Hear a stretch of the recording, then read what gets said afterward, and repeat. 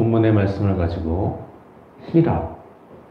희락이라는 제목으로 함께 은혜 나누기를 원합니다. 러시아의 대문호 톨스토이는 명문 귀족 출신이었습니다.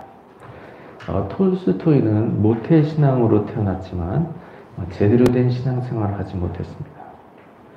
그리고 중년기로 접어들면서 불행과 죄와 절망으로 깊이 가라앉게 되었습니다. 그리고 또 놀라운 것을 발견하게 되었는데요. 자기뿐 아니라 주변에 있는 모든 교양 있는 인사들이 불행한 삶을 살고 있는 것을 알게 되었습니다. 그러던 어느 날 귀족들로부터 멸시를 받던 가난한 농부들을 만나게 된 일이 있습니다. 그런데 그들 가운데서 만족과 단순하지만 고상함이 묻어나는 것을 발견하게 되었습니다. 그리고 깜짝 놀라게 되었죠. 그리고 그 이유를 알게 되는데 그것은 그들이 신앙을 가지고 있었다는 것입니다. 농부들은 어려움 중에서도 신앙이 있었기 때문에 만족을 느끼며 살았던 것입니다. 불행한 귀족들이 불행해하는 것, 그것은 이 농부들이 가지고 있었던 신앙이 없었기 때문입니다. 톨스토이가 이것을 깊이 깨닫고 다시 신앙을 가지게 되었습니다. 그리고 이렇게 고백했습니다. 예수를 믿기 시작한 때부터 이전의 즐거움을 훨씬 능가하는 기쁨을 발견하게 되었다라고 했습니다. 예수님을 믿으면 하나님의 은혜로 만족과 기쁨을 누리게 됩니다. 하나님께서 구원을 얻은 백성을 위해 은혜와 사랑과 평안을 허락해 주십니다. 사랑하는 성도님들은 다른 어떤 일보다 예수님을 잘 믿고 섬김으로써 하나님께로부터 은혜를 받아서 날마다 참된 만족과 기쁨을 누리며 살아가는 모두 되시길 주님의 이름으로 축원드립니다. 오늘 본문 말씀에서는 성령의 9가지 열매 중에 두 번째 열매인 희락에 대해서 말씀해 주고 있습니다. 본문에서 말하는 희락이라고 하는 것은 기쁨을 말하는 것이죠. 그러나 단순히 세상에서 얻는 기쁨이 아니라 구원을 얻은 백성이 하나님의 은혜로 말미암아 누리게 되는 그러한 기쁨을 말하는 것입니다. 하나님은 우리가 기쁨을 누리면서 살아가기를 원하십니다. 우리가 누구입니까? 하나님의 자녀입니다. 하나님은 하나님의 자녀가 기쁨을 누리며 살아가기를 원하십니다. 그래서 우리에게 항상 기쁨을 허락해 주십니다. 그러나 때때로 우리가 그런 기쁨을 잘 누리지 못하고 살아갈 때가 있죠. 때로는 고난이나 연단을 통해서 기쁨을 누리기가 힘든 기간을 지날 때도 있습니다. 어떠한 경우에는 우리가 기쁨을 누리는 그 방법을 잘 모르기 때문에 그러한 기쁨을 누리지 못하고 살아가는 경우가 있습니다. 그래서 우리가 기쁨을 누리며 살아가기 위해서는 하나님께서 허락하신 기쁨 항상 누릴 수 있도록 기쁨을 누리는 방법에 대해서 잘 알아야 하는 것입니다. 우리가 어떤 큰 좋은 일을 만나면 기뻐하게 되는 것이죠. 물질적으로 큰 이득이 생겼다. 매우 기뻐하게 되는 것입니다. 또 하고 있는 중에서 일이 크게 잘 되었다. 기뻐하게 되는 것이죠.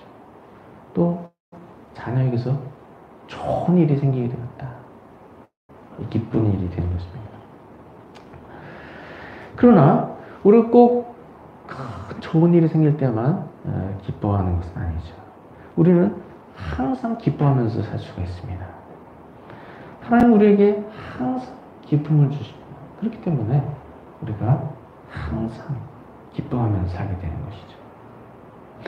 하나님은 우리에게 감당할 수 없는 큰 기쁨을 이미 허락해 주셨습니다. 감당할 수 없는 큰 기쁨을 허락해 주셨습니다. 그런데 우리가 그 기쁜 일을 잊고 살면은 기뻐하지 않게 되는 거죠. 작은 어려움이 생겨도 우리가 쉽게 낙심하게 되는 거죠. 그러면 하나님이 우리에게 이미 허락하신 큰 기쁜 일은 무엇입니까? 첫 번째는 우리가 구원을 받게 되었다는 것입니다. 우리가 죄 때문에 형벌을 받아야 했지만 예수님이 우리의 모든 죄를 사해 주셔서 우리가 죄를 용서받고 죄와 사망에서 건짐을 받았습니다. 우리가 구원받을 것. 우리가 평생토록 기뻐할 큰 기쁨이에요. 두 번째는 우리가 구원을 받아서 영생을 얻게 되었습니다. 우리에게 아무런 자격이 없지만 하나님이 우리를 의롭다 여겨주시고 우리를 위해서 영원한 하늘나라를 예비해 주셨습니다. 그래서 땅에서의 삶이라면 우리가 화려한 천국에 들어서 영원토록 즐거움을 누리게 되는 것입니다. 큰 기쁜 일이 아닐 수 없는 것이죠. 세 번째는 우리가 하나님의 자녀가 된 것입니다. 하나님이 누구십니까? 전능하신 하나님이십니다. 온 우주 만물을 창조하신 전능하신 하나님이십니다. 그 하나님이 우리의 아버지가 되셨습니다. 큰 기쁜 일이 아닐 수가 없는 것이죠. 하나님이 나의 아버지이기 때문에 나를 항상 지켜주시고 나에게 부족함 없는 은혜를 주십니다. 네 번째는 하나님이 한없는 은혜를 베풀어 주십니다. 하나님 나의 아버지이기 때문에 내가 미처 생각하지도 못한 그때 나를 위해서 모든 필요한 것을 채워주십니다. 더 나아가서 그 외에도 나에게 소원하는 바가 있을 때 기도로 구하면 나를 사랑하시는 하나님께서 그 기도를 하나님께서 은혜로 응답해 주십니다. 그래서 마음에 소원하는 것도 하나님께서 합당하기만 하면 모든 것을 기도하여서 얻을 수가 있는 것입니다. 하나님께서 나를 위해 한없는 은혜를 허락해 주십니다. 이같이 우리가 구원을 받아서 영생을 얻었고 땅에서도 하나님의 자녀로서 한없는 은혜를 누리면서 살게 되는데 이 일보다 더 큰 기쁜 일이 어디에 있겠습니까? 우리가 하나님께서 이미 주신 감당할 수 없는 큰 기쁜 일을 항상 기억하고 살아야 하는 것입니다. 사랑하는 성도님들은 하나님께서 이미 허락해 주신 감당할 수 없는 기쁜 일을 항상 기억함으로써 하나님 주신 은혜로 날마다 기쁨을 누리며 살아가는 모든 되시길 주님의 이름으로 축원드립니다.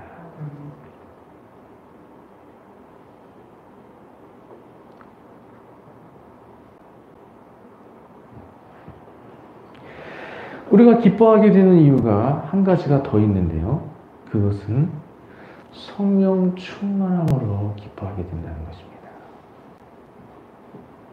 오늘 본문에서 성령의 9가지 열매가 성령의 열매이기 때문에 이런 성령의 열매들이 맺혀지게 된다는 것을 알 수가 있습니다. 성령의 9가지 열매. 성령께서 맺게 해주신 열매. 희락의 열매도 예외가 아닙니다. 희락의 열매도 성령께서 맺게 해주시는 열매. 그래서 성령께서 은혜를 베푸셔서 우리가 희락의 열매를 맺게 됩니다. 희락의 열매를 맺는 것은 우리가 항상 기뻐하며 살게 된다는 것입니다. 성령께서 은혜를 주셔서 우리가 항상 기뻐하며 살게 됩니다. 이와 같이 우리가 성령 충만하면 날마다의 삶에서 큰 기쁨을 누리며 살게 되는 것입니다. 그리고 성령 충만한 마음속에 기쁨이 넘치게 되는데요. 그것은 알 수 없는 기쁨입니다. 세상이 어지럽고 흉흉해도 성령께서 내 마음속에 쭉 하시면 알 수 없는 기쁨을 누리게 되는 것이죠.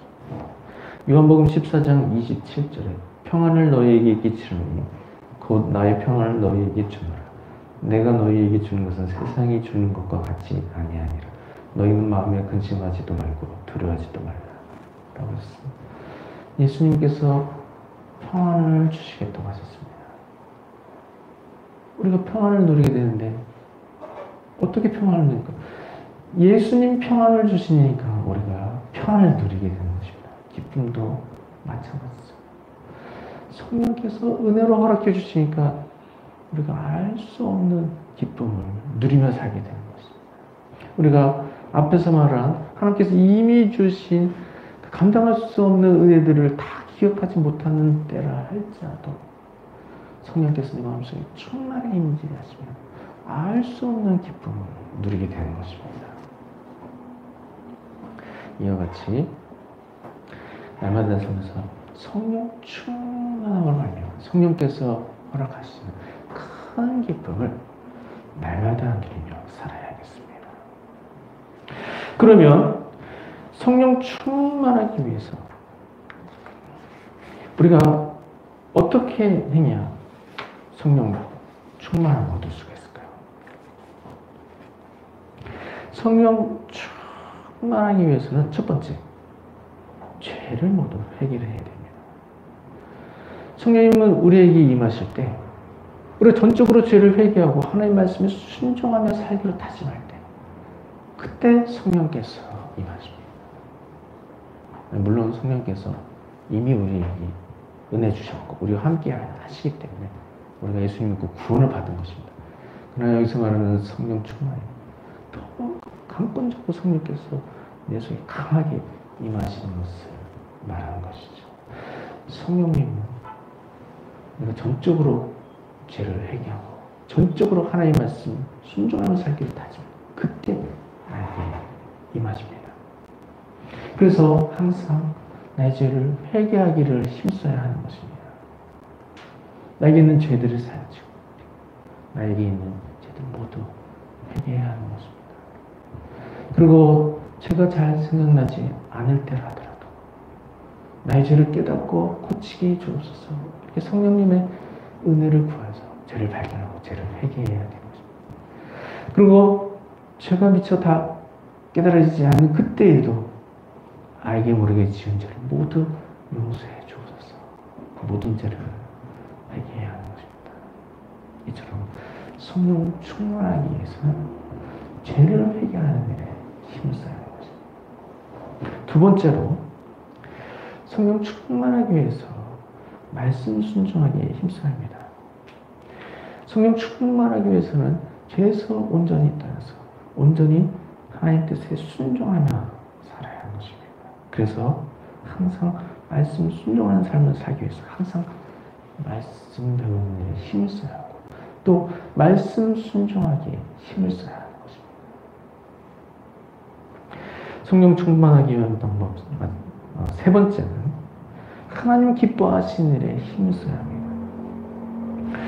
하나님은 우리가 하나님 기뻐하시는 일에 힘을 쓸 때 우리에게 성령을 허락해 주십니다.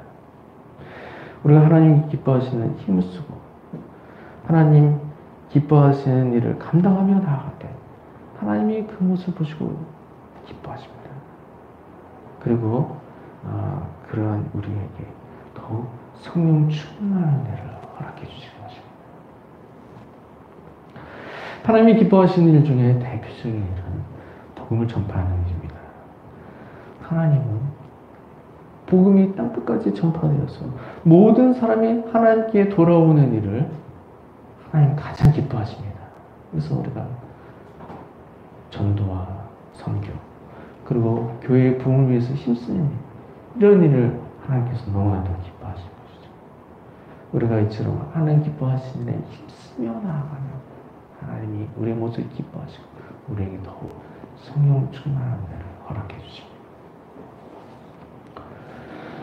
성령 충만하기 위한 마지막 네 번째는 기도로 성령을 구하는 것입니다. 누가복음 11장 13절에 너희 하늘 아버지께서 구하는 자에게 성령을 주시지 않겠느냐 라고 하셨습니다. 이 말씀은 무슨 말씀입니까? 성령을 구하면 성령을 주신다는 말씀입니다. 이처럼 성령을 구하면 성령을 주신다고 하셨기 때문에 우리가 기도로 성령을 구하면 하나님께서 우리 위에 성령을 부어주십니다. 그래서 우리가 성령 충만하기 위해서 항상 성령을 구할 필요가 있습니다. 성령 부어주옵소서. 성령 부어주옵소서. 이렇게 무지로 기도를 해야 하는 것입니다. 성령 충만을 허락하여 주옵소서. 날마다 기도해야 하는 것입니다. 이처럼 우리가 죄를 회개하고 말씀에 순종하며 하나님 기뻐하시는 일에 힘을 쓰고 또 성령 충만을 구하며 하나님 우리를 위해서 성령 충만을 허락해 주십니다. 이처럼 우리가 성령 충만하면 하나님의 은혜로 날마다 큰 기쁨을 누리며 살아가게 되는 것입니다. 사랑하는 성도님들은 성령의 9가지 열매 중 희락의 열매 맺는 모두가 되시기 바랍니다. 하나님께서 이미 허락하신 감당할 수 없는 은혜를 기억하면서 날마다 기쁨이 충만한 모습으로 살아가시기 바랍니다. 무엇보다도 항상 성령 충만해서 마음속에 늘 기쁨이 충만하시기 바랍니다. 사랑하는 성도님들은 성령의 9가지 열매 중 희락의 열매에 맺고서 날마다 기쁨이 충만한 모습으로 살아가는 모든 성도님들 되시기 주님의 이름으로 축원드립니다.